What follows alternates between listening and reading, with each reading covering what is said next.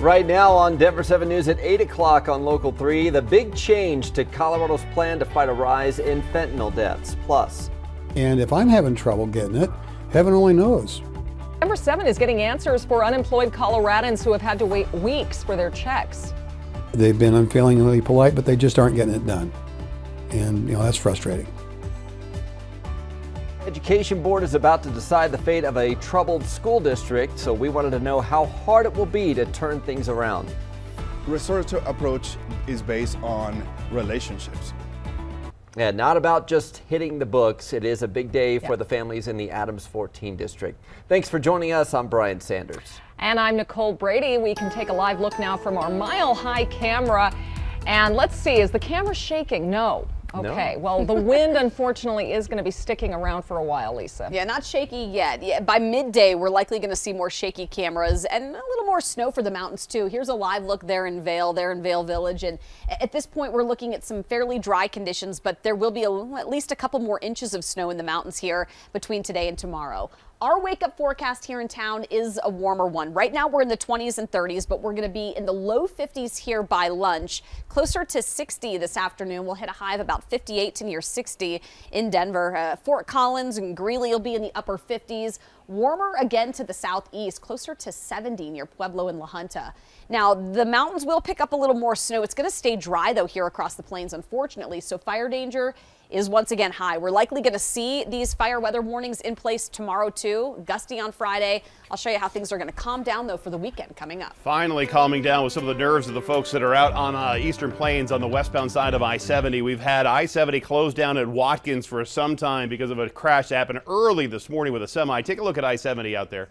And this is the exit at Watkins area. That's where traffic was being diverted. A lot of folks are still on Colfax, the frontage road there. This is the original semi crash. They have a tow truck in here. They're still trying to haul it out, but instead of getting traffic all stacked up back there behind in this detour route, which was awful, they are allowing one lane of traffic on I-70 to get through there, so it's going to start easing up slightly, but still pretty backed up. Take a look at the drive on 225. The crash here at Alameda is now clear. You can see that from the camera over there. The northbound side starts to ease up considerably, but it's still going to be pretty crowded. Take a look at the south side of town where we have a crash down in the Denver Tech Center, northbound right after Lincoln before C470. So that's going to be a slow spot for you coming out of Castle Rock and Castle Pines. We do still have a lot of traffic up here to the north side of town as well.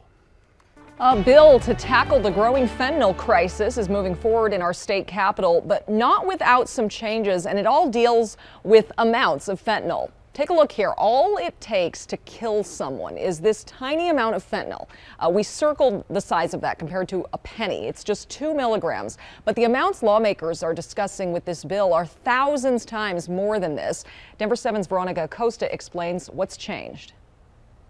And now that fentanyl bill is changing some more. Colorado lawmakers making it more punishing by approving an amendment that would make the possession of more than 1 gram of fentanyl a felony. Previously, it was 4 grams. The amendment to the bill was approved after a nearly 14-hour-long discussion about it. There was a lot of unsatisfaction from this change, though.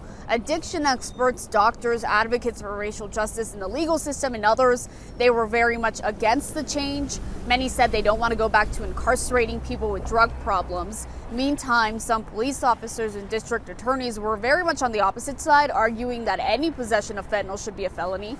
They wanted a zero-tolerance policy instead. Speaker Alec Garnett said there's no way to satisfy everyone in this situation.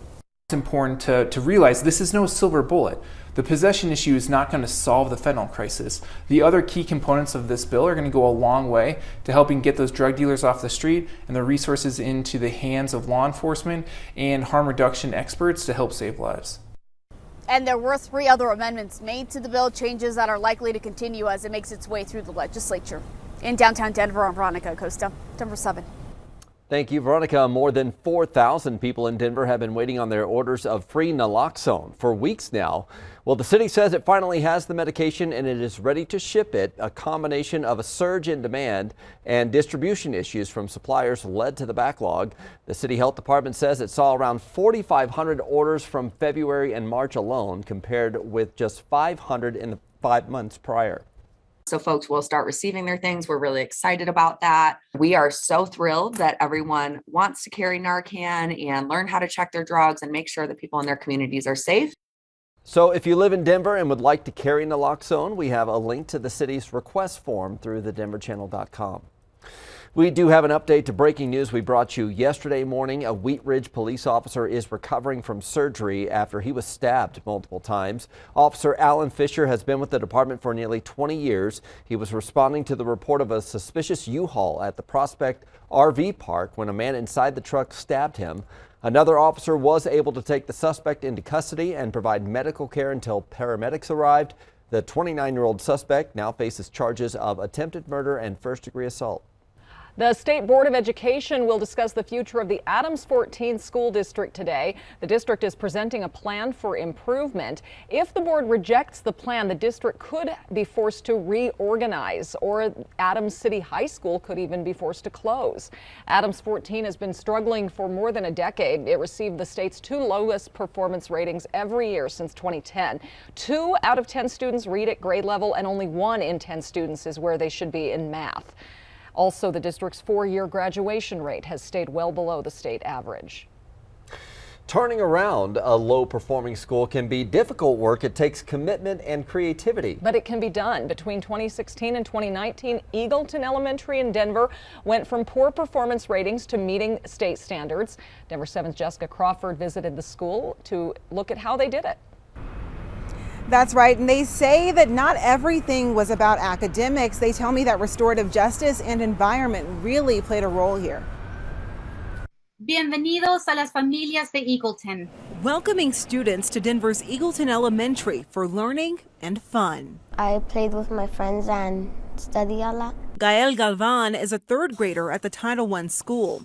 As recently as 2016 and 2018, the school was on a priority improvement plan, meaning the Colorado Department of Education found it was falling short of state expectations for students in some areas. Estoy muy emocionada porque el lunes, el 24 de agosto, es el primer día de escuela. Principal Janine Dillabaugh says truly connecting with students online and in person was one way the school was able to move the needle towards progress. When students walk into our building, they are greeted by at least 2 to 3 staff members, and that is before they even walk through the front door of their classroom. The school also making strides to being trauma-informed, bringing in a restorative justice approach coordinator to work with students facing behavioral issues. Restorative approach is based on relationships. So they know that if the students did something wrong in the building, they need to sit down and have a process or have a conversation with Mr. Simmons in my office. And we're gonna get to the bottom of things, and we're gonna teach and reteach these kids those skills they're missing in the school grounds. The approach to academics changed too. We have worked to really ground teachers in the standards, unpacking standards, knowing what the standards require of their instruction so that they're providing grade level, rigorous work for our students. In 2019, it appears those choices paid off. The school was in the green, meeting expectations on the majority of performance metrics. Students were also really enjoying certain subjects. Writing and science. But students like Gael are more than just numbers and colors on a school rating system. I think one of the most amazing things about Eagleton is that we have a really nice balance of high expectations and love and compassion.